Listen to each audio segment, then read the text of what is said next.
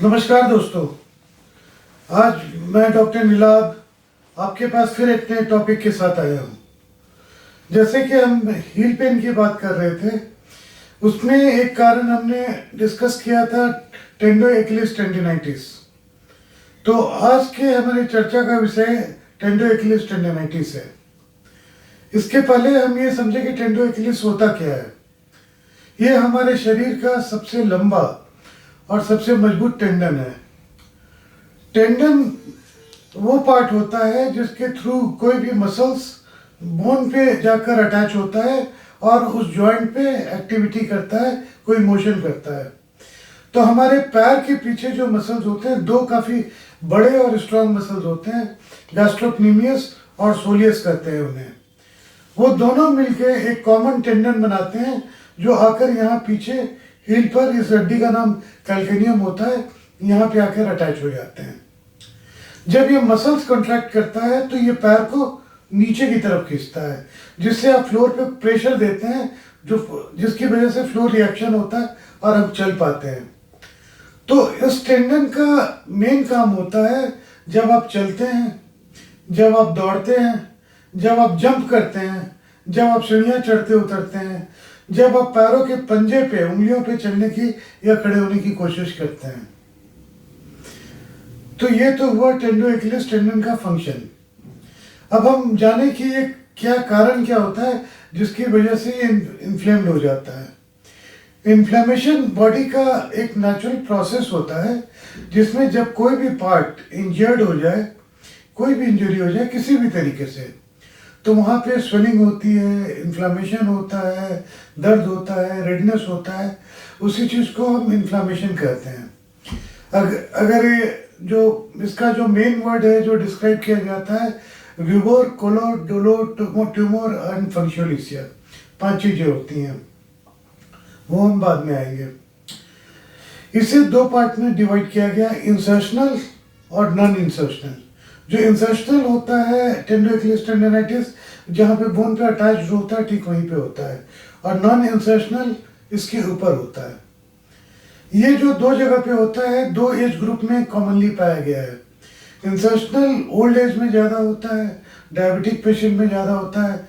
Diabetic patient में non insertional भी ज़्यादा होता है, लेकिन नॉन इंसर्शनल यंग पेशेंट में ज़्यादा होता है, जो अचानक काफ़ी ज़्यादा दौड़ना शुरू कर देते हैं या जंप करना शुरू कर देते हैं, या बहुत ज़्यादा चल लिया, बहुत ज़्यादा एक्सरसाइज कर लिया, उसकी वजह से टेंडन इंजरी हो जाती है, तो वो नॉन इंसर्शनल होता है, ऊपर होता है।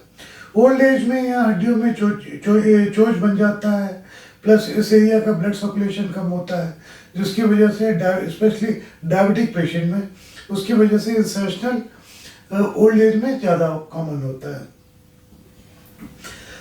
ये जो कॉज होता है ये ऑलरेडी हमने डिस्कस कर लिया। ओल्ड एज में होता है, डायबिटिक पेशेंट में होता है, यंग में इट्स नॉर्मली स्पोर्ट्स इंजरी कही जाती है कि आपने ज़्यादा रनिंग कर ली, ज़्यादा जंपिंग कर ली, या किसी वजह से इंजर्ड हो गया, अचानक आपने काफ़ी चल लिया, किसी दिन बहुत ज़्यादा एक्सरसाइज कर ली, तब ये प्रॉब्लम होती है। एक और कॉज होता है टाइट शूज़। जब आपने शूज़ पहना हुआ, पीछे अगर फोम ना हो तो वो यहाँ पे प्रेशर देता है, जिसकी वजह से ये टेंडन इंजर्ड हो जाता है और इन्फ्लेमेशन हो जाती है। स्पेशली जब आप नए शूज़ खरीदते हैं, उसके बाद ये बहुत ही कॉमन होता है। इसमें क्या क्या फाइंडिंग होती है जब ये होता, जब ये इन्फ्लेम्ड हो जाता है, तो जैसा कि बताया, रूबोर इज रेडनेस, कलर यानी कि टेम्परेचर इसका हाई हो जाएगा, ट्यूमर स्वेलिंग होगी, डोलोर पेन होगा, और फंक्शुअलिसिया जब भी पैर को नीचे की तरफ आप प्लेस करेंगे किसी भी एक्टिविटी में, जैसे आप चल रहे हैं तो यहाँ पे पेन होगा। ये पेन स्पेशली सुबह शुरू होता है, और जैसे जैसे एक्टिविटी आप करते रहते हैं दिन में, ये पेन बढ़ता चला जाता है। आखिर इसकी डायग्नोसिस कैसे होती है? डायग्नोसिस मेनली क्लिनिकल होती है। जब इस टेंडन को जब किसी डॉक्टर को दिखाते हैं तो ये एरिया में जो फाइंडिंग्स होती हैं वो देखता है, और जब एक टेंडो एक्लिस को जब टच करता है तो काफ़ी पेनफुल होता है। जब स्क्वीज टेस्ट कहा जाता है उसमें काफ़ी पेन होता है। किस इन्वेस्टिगेशन में ये दिखेगा हमें? एक्सरे हम जो करवाते हैं, लेकिन एक्सरे में यूजुअली हम ये देखने के लिए करते हैं कि कहीं हेगलेंस डिजीज की वजह से ना हो, नंबर एक। नंबर दो, यहाँ पे हड्डी की चोटें ना बन रही हो। अदरवाइज टेंडोएकिलीस टेंडोनाइटिस एक्सरे में नहीं दिखता है। अल्ट्रासाउंड से इसको हम पिक कर सकते हैं, अगर वो अल्ट्रासोनोलॉजिस्ट काफ़ी एक्सपर्ट हो तो। अदरवाइज जो इन्वेस्टिगेशन ऑफ चॉइस होता है वो होता है एमआरआई। एमआरआई दिखाता है कि वो टेंडन उस पर्टिकुलर एरिया में डिजेनरेट कर चुका है, इंजर्ड है, इन्फ्लेमेशन है, फाइब्रोसिस हो रही है।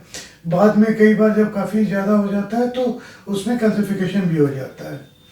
और अगर लॉन्ग स्टैंडिंग प्रॉब्लम हो तो इसमें टेंडन रप्चर का भी रिस्क होता है। अब आते हैं ट्रीटमेंट पे। ये हो तो जल्दी जाता है, जाना बहुत मुश्किल होता है, बहुत टाइम लेता है, 3 से 6 महीने लेता है। अगर हम कंजर्वेटिव ट्रीटमेंट की बात करें तो सबसे पहला हम जो शू मॉडिफिकेशन बोलते हैं कि इस टेंडन को रेस्ट मिले। शू मॉडिफिकेशन में थोड़ा सा हम बोलते हैं 1.25 से 1 इंच का हील आप पहनिए, फ्लैट नहीं पहनिए, 1.25 से 1 इंच। ये नहीं कि हील बोला डॉक्टर ने तो आप 2-3 इंच का हील पहनना शुरू कीजिए। कंप्रेशन किया, आइस पैक दिया, रेस्ट दिया। रेस्ट सबसे इम्पॉर्टेंट होता है ट्रीटमेंट में। अगर आप रनिंग करते हैं या ब्रिस्क वॉकिंग करते हैं या अचानक आपने चलना काफ़ी शुरू किया तो रेस्ट दीजिए, कुछ दिनों तक कोई एक्सरसाइज नहीं कीजिए। अगर टाइट शूज़ की वजह से हो तो शूज़ जो भी लीजिए वो देखिए कि पीछे उसमें फोम की पैडिंग हो, सो दैट वो इसे इरिटेट ना करे, हर्ट ना करे। और NSAID देते हैं, एंटी इन्फ्लामेटरी देते हैं। किसी ज़माने में यहाँ इसमें स्टेरॉइड के इंजेक्शन दिए जाते थे जो अब मना हो चुके हैं, क्योंकि स्टेरॉइड के इंजेक्शन में टेंडन के टूटने का खतरा बहुत ज़्यादा होता है। और अगर हम बात करें इंजेक्शन की तो एक PRP का इंजेक्शन जो है ट्रायल पे बहुत ही कंट्रोवर्शियल रिजल्ट है। कुछ लोग क्लेम करते हैं कि बहुत अच्छे रिजल्ट है, लेकिन जब डेटा एनालाइज किया जाता है तो उसके रिजल्ट कुछ भी मिलते नहीं हैं। मेडिसिन में थोड़ा सा टाइप 1 कोलेजन हम देते हैं हीलिंग के लिए, और साथ में अर्जिनिन देते हैं जो ब्लड सर्कुलेशन को इंक्रीज करता है। कितने दिन वेट करते हैं? 3 से 6 महीने हम वेट करते हैं इसके हीलिंग के लिए। अगर 6 महीने तक भी ये हील नहीं करता, कोई चेंजेस नहीं आते, पेन परसिस्ट कर रहा है, बाकी सारी चीज़ें आपने रूल आउट कर दी हैं, तब फिर ट्रीटमेंट इसका ऑपरेशन होता है।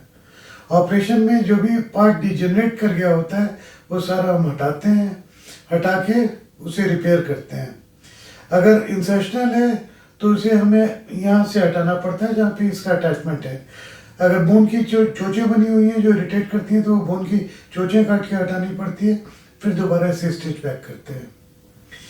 तो ये है टेंडोएकिलीस टेंडोनाइटिस। कई पेशेंट में अराउंड लिटरेचर बतलाता है कि 10 से 20% पेशेंट में ऑपरेशन के बाद भी पेन परसिस्ट कर जाता है, रिकवरी नहीं होती है। तो ये क्रोनिक प्रॉब्लम है, नैगिंग प्रॉब्लम है। जब भी शुरू हो इमीडिएट अपने डॉक्टर से कांटेक्ट कीजिए और अपना ट्रीटमेंट चालू कीजिए। इसी के साथ आज हम यहीं पे इसे समाप्त करते हैं। अगली बार फिर मिलते हैं एक नए टॉपिक के साथ। नमस्कार।